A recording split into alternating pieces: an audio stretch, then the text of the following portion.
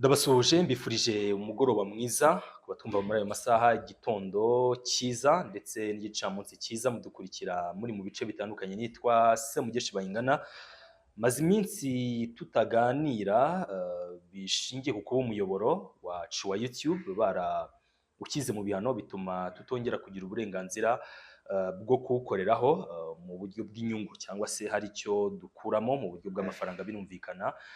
Niyo mpamvu rero nifuje kuba iri tangazo ariko rinamenyesha ko nafunguye umuyoboro mushya nise Dossier Anarchique.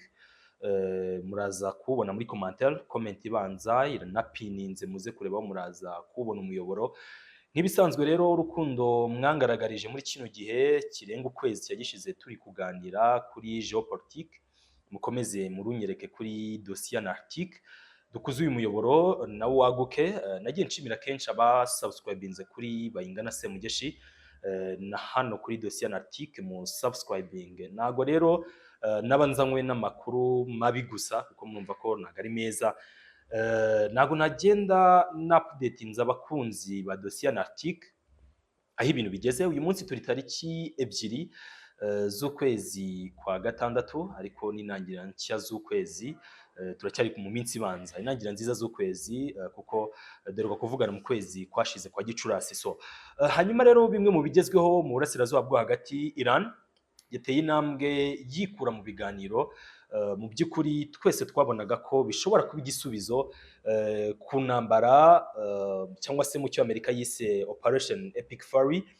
Mu by'ukuri ibitero bagiyemo bata-expecta ko byagomba kugera aha, nubwo akenshi zimwe mu nyandiko nge nkunze gufata nkaho ziri manipulative, zigaragaza ko akenshi bajya mu ntambara barakoze icyitwa staging, barabaze ibi n'ibitabi tuzakora ibi. Ariko intambara ya Iran mu by'ukuri mpamya ko yasumbye ubushobozi bw'abagennye byagombaga kuyivamo. Ari nayo mpamvu kugeza amagingo ya Perezida wa Amerika Donald J. Trump nge nakomeje kwanariza ikiganiro yagiranye na Minisitiri w'Intebe wa Israel Benjamin Netanyahu.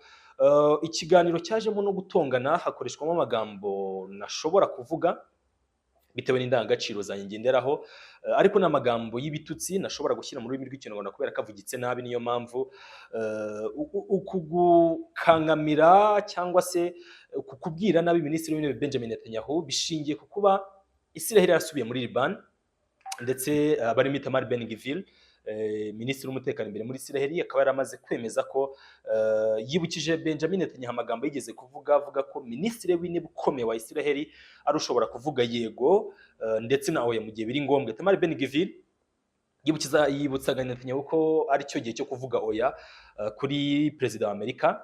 Kubera iki? Kubera ko Trump Iran yabateze umutego cyangwa se yashyizemo karugondi ihene. Abo twagiye tuganira kuri platform nagiye mbabwira ko kuba Iran yaracometsemo ikintu kivuga ko agahenge kagomba kuba kari ku mirongo yose y'urugamba, biri ubwabyo yari threats ku mutekano cyangwa se threats ku bushoboke kuri feasibility y'ibiganiro ndetse no kubisoza no gusoza iriya ntambara. Ako kantu bwako Iran yacometsemo ko niba ari agahenge hose no muri Liban bagomba kukabonera rimwe. Kubera iki? Kubera ko Israel case yayo na Hezbollah muri Liban, nubwo byose ari case y'umutekano muke no kwikanga ko Iran yabagaho ibitero, ariko case ya Hezbollah na Israel, case ya Iran Leta Zunze Ubumwe na Israel harimo gap. Kubera ko bari muri Iran, kubera ko bavuga ko bagiye gushakayo arme nuclear. Mu gihe behereje ingabo muri Liban harimo imishinga ibiri. Umushinga wa mbere ni ugukora icyo bise Great Israel, ni ukuvuga ngo barashaka gusubirana ubutaka ngo nk'uko buri mu nyandiko ntagatifu muri biriya bitabo byabo banakigenderaho sofa, cyangwa se basobanura ibice by'ubutaka nk'uko byahoze mu bihe ntabwo kwitondera ry'isezerano rishya.